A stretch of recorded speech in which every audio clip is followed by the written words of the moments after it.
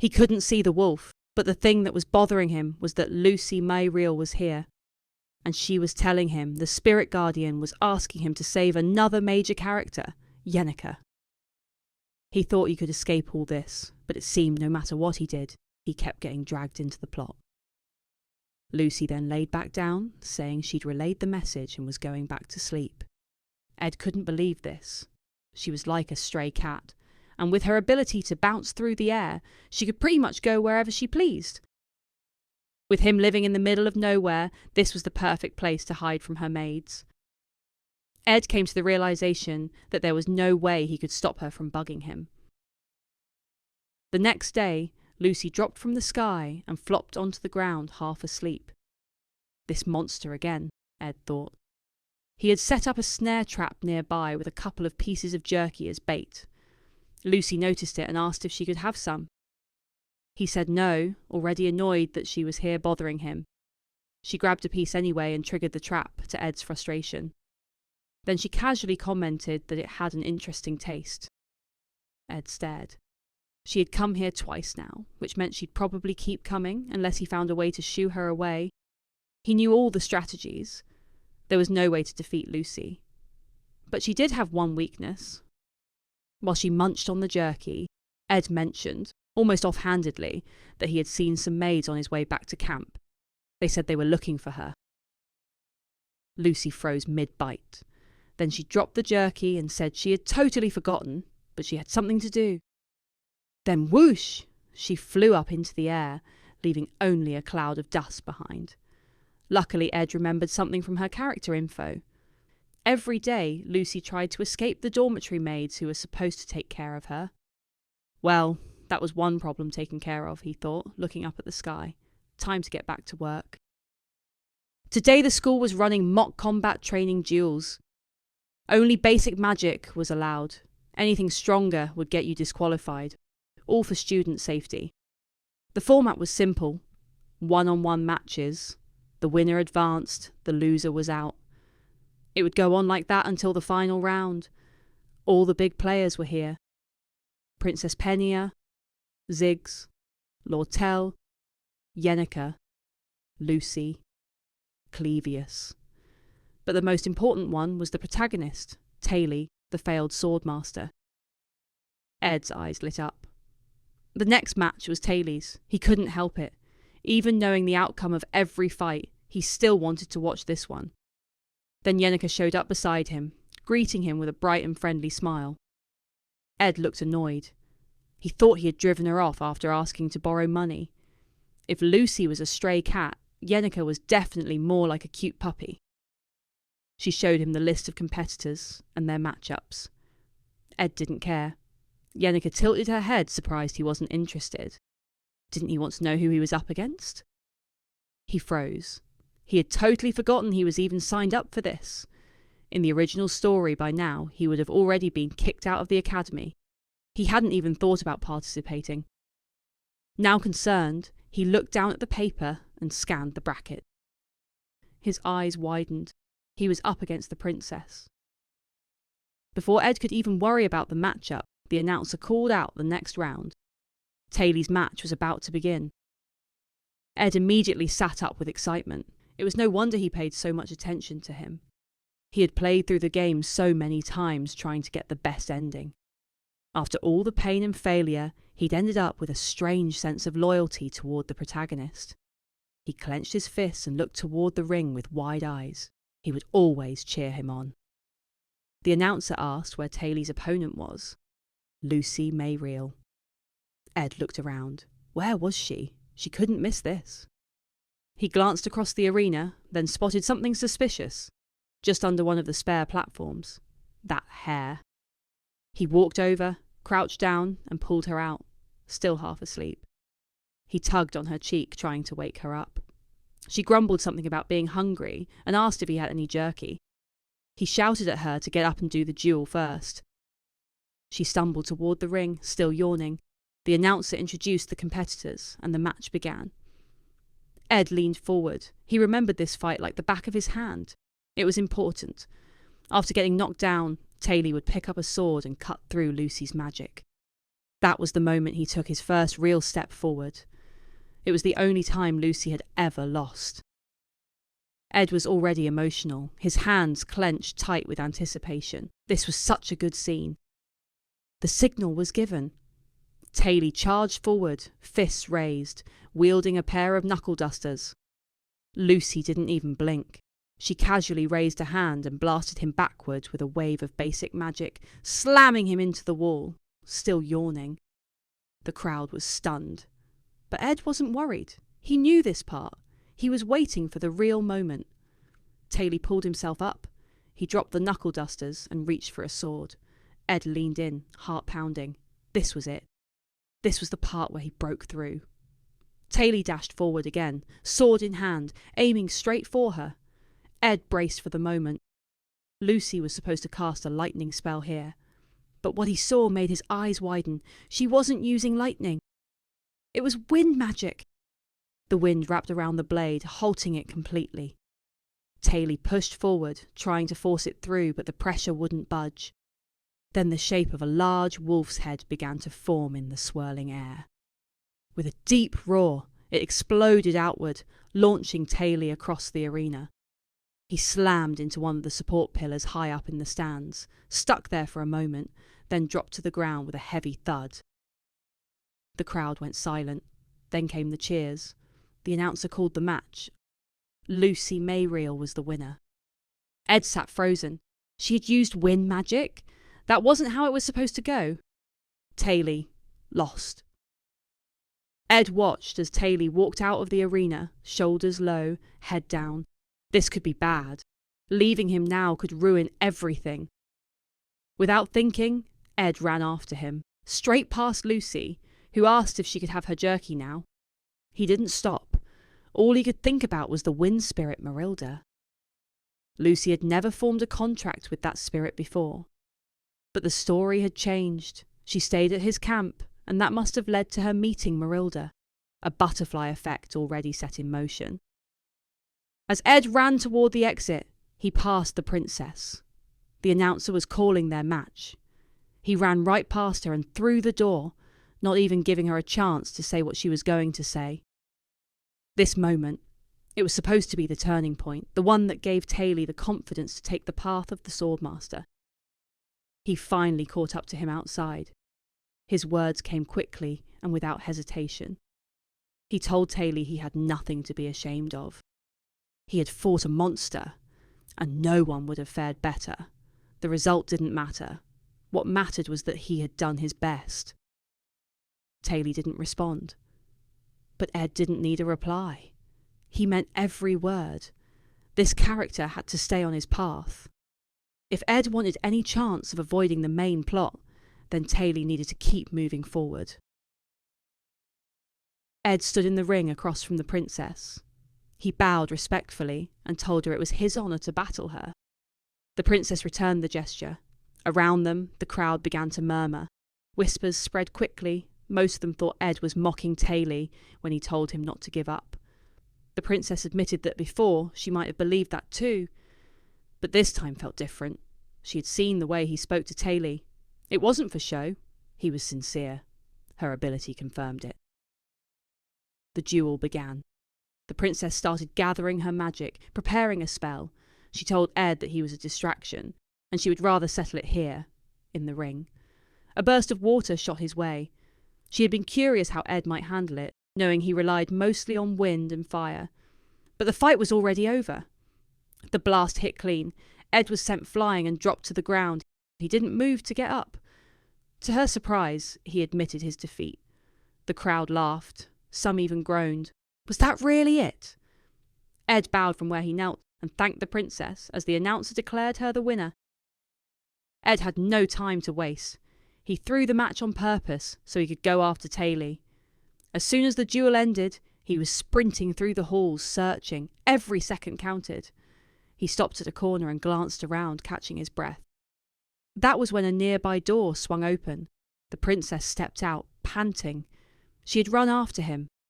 She asked what was wrong with him, why he had thrown the match, why he couldn't wait to get off the stage. Before he could answer, she started rambling. Something about the other students bothering her. Her voice was strained, pace uneven. Then she started going in on him. Everything was piling up. And now he was adding to her problems. Ed stood there and watched as she unravelled. Her usual composure was slipping. He stepped forward and placed both hands gently on her shoulders. He told her to take a deep breath and calm down. She paused, blinking at him, and slowly did as he said. After a few breaths, her face turned red. Now embarrassed, she buried her face in her hands and told him to forget what just happened. Ed tried to back away, but she kept talking. She said it was a bad habit and apologised, explaining that growing up in the palace had made her a little paranoid sometimes. Then she said she was going to be direct. She asked if he had done everything on purpose, getting kicked out of the dorm, confronting Taylor, pushing himself to the edge just to get disowned, because he knew his family had dark secrets and that was the only way out. She was sharper than he expected, but he couldn't give her answers. Not yet. He told her he didn't know anything about that. That only made her angrier. His behaviour didn't make any sense, and she was getting fed up. She shouted at him in frustration, demanding to know why he wouldn't just give her a straight answer. Then she gave up. She told him he could go. He had been staring at the door the whole time anyway. He thanked her and turned to leave. But before stepping out, he paused and looked back at her. He said he couldn't imagine the weight of all the problems she was dealing with. He told her she looked tired and reminded her that this wasn't the royal court. It was Sylvania Academy. She should try to take it easy, maybe even enjoy her time here. The princess didn't say anything. She just stood there, stunned. Someone had seen through her mask. Ed was running again. He had wasted too much time. Taylor had already disappeared into the maze of corridors, and the longer he delayed, the harder it would be to catch up. He turned another corner and finally found him. Taylor was sitting on a bench, hunched forward, holding the broken remains of his sword. Ed slowed to a stop. He stood there for a moment, unsure what to say. Before he could speak, a voice rang out. A girl stepped between them, arms out, shielding Taylor. She told Ed not to come any closer. It was Ayla Triss, Taylor's childhood friend. Taylor stood up and looked directly at him. He said he could see Ed hadn't been expelled after all. Ed looked at his face. The fight was still in his eyes, of course. He didn't need Ed's help. He had someone like Ayla who would have rushed to him no matter what. She always did. Taylor asked what he wanted. Ed let out a quiet sigh of relief, then turned and began to walk away. With his back still to Taylor, he raised a hand and waved as he told him his sword skills were impressive. It wasn't just relief that the story hadn't fallen apart, it was something deeper. After everything he had done, after all the interference, the character he had spent so long playing was still standing, still fighting. Taylor was okay. That weight in Ed's chest, the quiet fear that he might have broken something, finally lifted. He left the building and entered the courtyard. A loud explosion echoed across the grounds, flames raging from the roof. It must be that time already. It had to be Yennika's battle, the duel between Yennika and Lortel. Taylor was probably watching right now. He should be paying attention. After all, this was the final boss of Act 1. The crowd cheered as Yennika was declared the winner. Lortel didn't walk away unscathed. She was carried out on a stretcher, and Yennika stood nearby, watching with a worried look. Ed glanced at her from a distance. She had a lot of friends, more than he remembered. That was good, he thought. Maybe that would help keep her away from his camp. 2 weeks had passed since the mock battles. Ed had managed to stay away from the main characters and focus on survival and studying. His fishing net had turned out better than expected. Today, he was hauling in his catch, wearing nothing but his underwear. He paused for a moment, glancing down at his arms.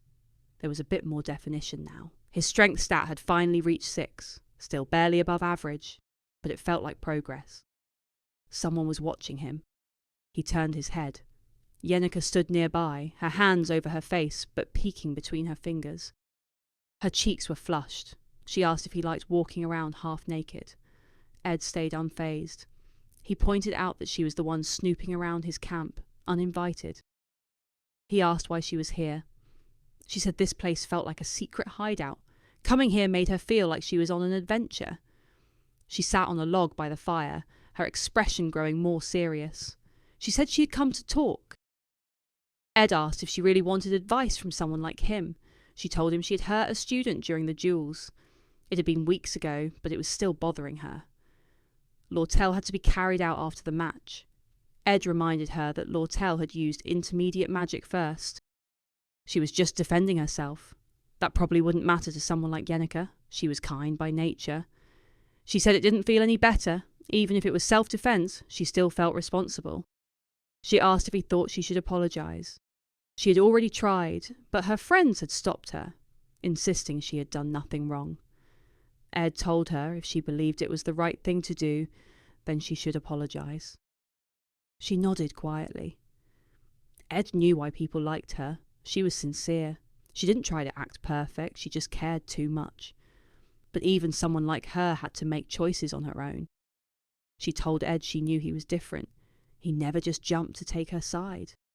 She stretched her arms up and looked toward the trees. Ed told her he was sorry if that bothered her. She quickly replied that it didn't. She looked at him again. He wasn't like the Ed she remembered from last year. She had noticed it when he asked for money. He hadn't meant it. He had only been trying to put some distance between them. That only made her more curious. She said it was nice that he didn't treat her any differently from anyone else. She smiled as she said it, then added that she wished more people were like him. The next day, Ed walked the halls of the academy, thinking about all the ways he could die here. Any small choice could trigger a chain reaction. That's how it always went in the game. And now he was sweating, trying to lose the pest tailing him. Another main character. He needed to get rid of her before he got caught up in something. He turned and asked how long she planned to follow him. The girl replied that she didn't expect to have to work so hard for his attention. Of course he was ignoring her. The one and only child of the business mogul Elta Kehalan wouldn't leave him alone. Lortel Kehaland. She grinned with confidence and asked if she could purchase 2 hours of his time. Lortel Kehalan wasn't just another student. She was considered a kind of villain in the story. Not evil exactly, but manipulative. The kind of person who always had an angle. And in the original route, the player usually had to choose between her and the princess. Ed wasn't planning to get anywhere near that decision. As soon as he processed that thought, his legs were already moving. He was walking away without another word. There was no way he was falling for her silver tongue. Lortel followed, acting sweet. She said she just wanted to help. It wouldn't hurt to listen. She tried compliments next, said it was impressive he was still studying, even while living like this. Then she switched gears. 3 gold coins rested between her fingers as she held out her hand, palm open. She heard he was close to Yenneker, and she wanted his help befriending her. That was a lot of money. A full month's salary from a solid job, at least. Ed leaned in slightly and asked if this was how she made connections, just throwing money at people. She slipped the coins into his pocket and told him to keep them. The more allies she had, the better. He realised she must already see it, the power struggle that was building. She was preparing for a political showdown with the princess, a battle to decide who would control the academy. He told her all right, they should shake on it. She smiled, thinking money never failed. People in his situation couldn't say no. Preying on desperation made things easy. At least, that's what she thought. When she looked at her open palm again, the coins were there. He had slipped them back into her hand during the handshake. She watched Ed walking away without looking back. Interesting, she said to herself. She wasn't insulted. If anything, she was impressed. Ed kept walking, trying to act cool. He really could have used that money, but getting between those 2 girls... He shuddered at the thought. He wouldn't survive it. Later that night, Yenneker ran into Lortel in the girls' dormitory. Lortel apologised for what happened during their duel. She said she couldn't help herself. She just wanted to see how strong Yenneker really was. Yenneker glanced at the bandages around Lortel's arms and asked how her recovery was going. Lortel told her not to worry. she'd be fully healed soon enough. Yenneker then asked if she was disappointed that Ed had rejected her offer. Lortel's eyes widened. She hadn't expected her to know. Yenneker apologised, but said the spirits loved to gossip, and they couldn't wait to share something once it reached the wind. She added that not everything could be bought with money, it seemed. Then she paused, thinking back to Ed's decision. Knowing his situation, it left her quietly impressed. She apologised for prying and said she needed to get some rest. She was preparing to try forming a contract with a high-ranking spirit soon. Before heading off, she told Lortel she hoped she recovered quickly. Lortel watched her leave. She hadn't expected that side of Yenneker, not the carefree and sweet girl everyone saw on the outside. She was sharper than she let on. The next day, Ed was going through his usual chores around camp. Laundry hung to dry, water simmered over the fire, traps were reset, and Lucy was there like always. She sniffed the air and said something smelled familiar, then shot into the sky with a gust of wind, knocking his laundry clean off the line as she flew off. Before Ed could even groan, someone else stepped out from the trees. A maid walked into the clearing holding a neatly packed food basket. He recognised her right away, Belle Meyer, the same maid who'd kicked him out of the dorm back at the start. She looked around the camp with quiet interest, then glanced at the shack he called home. She hadn't realised he was living like this, then added that, for what it's worth, it looked like living out here had changed him for the better. She told him not to be so formal. If he wanted, he could treat her poorly like he used to back in the dorm. Ed said he didn't want to. That caught her off guard. He told her he couldn't treat someone like that when they were always working so hard. Belle didn't have any scripted scenes in the original game, so he didn't really know how to talk to her. In the end, he just asked straight up about what was in the basket. Fortunately, she didn't mind sharing. Ed picked up a few valuable tips about the local herbs, mushrooms and fruits, things that weren't in any book he'd read. Everything was coming together nicely.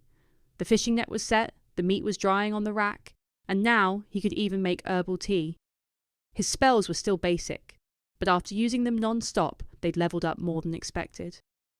This survival thing was finally starting to feel manageable. He looked out toward the mountains in the distance. With the sun sinking low, the peaks were bathed in gold. After a day of non-stop work, the quiet felt earned. He actually started to think he could enjoy this life. Then something flickered in the sky, a glint followed by a streak of light. The next moment, the camp exploded. A shockwave sent Ed flying backward as the ground cracked and dirt sprayed everywhere. When the dust finally settled, he pushed himself up, coughing and dazed. Right in the middle of the wrecked camp, sitting casually in a crater like nothing had happened, was Lucy Mayreal. Lucy sat trembling in the centre of the crater. Her expression was pale, her voice uneven. She said she'd almost died. Ed, still brushing off dust, asked what she meant. He couldn't think of anything that would leave her this shaken. Her face turned cold as she named the culprit. Belle Meyer. She explained that she skipped class like usual, but this time Belle had snapped. It wasn't her fault, she said. Belle had been acting strangely, almost like she was worried about something else entirely. Lucy claimed she barely remembered what happened. One moment it felt like Belle was going to lash out, and the next, instinct kicked in and she teleported away, right into his camp. Ed wasn't impressed. His shelter had been destroyed over something like this. Then Lucy asked if he had any jerky. That did it. He bonked her on the head. There was no barrier to deflect it. That was strange. Normally she would have blocked something like that without a thought. She winced and rubbed her head, saying she was out of mana after the teleportation spell. Ed smiled at that. He gave her another flick on the forehead, for the camp. Then one more, for poor Belle. Ed knew he needed sturdier shelter. That meant real lumber, something better than scrap branches tied with rope. For that, he needed knowledge. He made his way to the library. The place was mostly empty, the sun long gone, and only the faint shuffle of pages filled the air. A distant voice called out to announce closing time. Someone approached him, bright-eyed and friendly. She commented on how focused he looked. Ed glanced up and replied that he hadn't realised it had gotten so late. She smiled and told him not to worry. Seeing someone study so seriously made her want to work harder too. She introduced herself as Elka Island, full of energy and clearly expecting a name in return. He hesitated, then gave it. Ed Rothstaler. Her cheerful expression froze. That reaction was familiar by now. He could see the moment the name clicked in her head. She stammered through a polite recovery, saying he wasn't anything like the rumours. She'd heard he was arrogant and knew nothing, but he had just finished several advanced texts in a matter of days. Maybe the rumours were wrong. She mentioned knowing someone else who worked that hard and added that she'd be rooting for him too. Still sitting cross-legged beside his stack of books, Ed looked up and thanked her.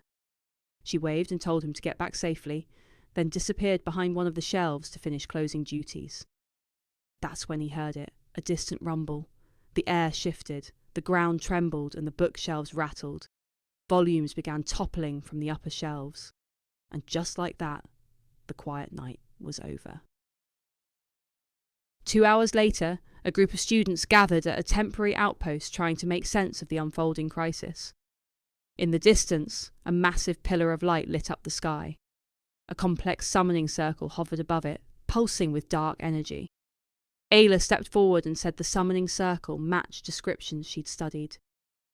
It looked like a ritual, one powerful enough to summon Glasscan, the highest-ranking spirit of darkness. The princess stiffened. Only one student had a high enough spiritual affinity to attempt something like that. Yenica Palirova. If they didn't act fast, the school's protective barrier wouldn't hold.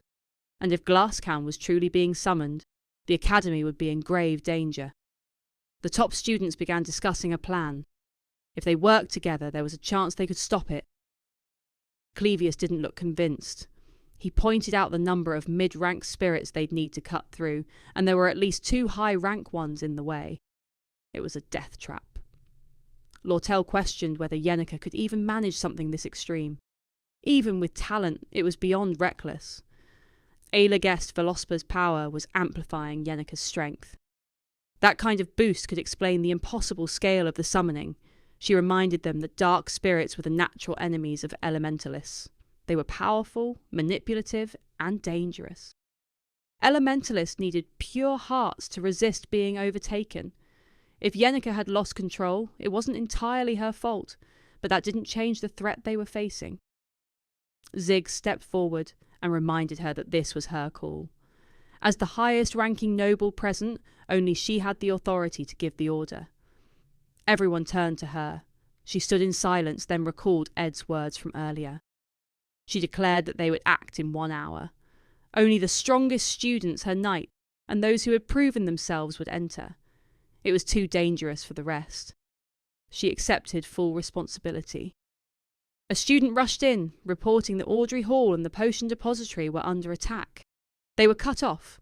No backup was coming. The princess nodded grimly. That left just them. Then another student ran in. 2 people were still inside the student library. One was Elka Aylan.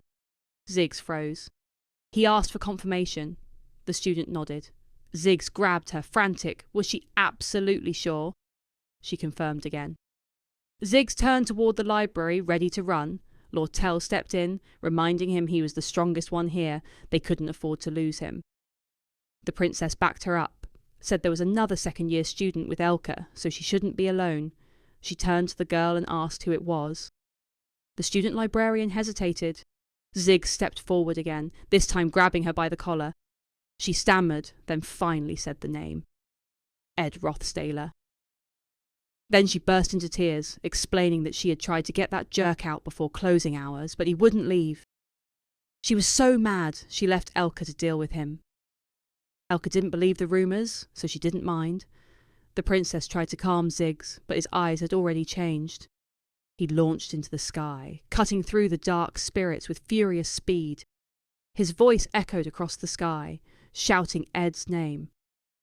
The night burned with rising chaos, and the true storm had only just begun.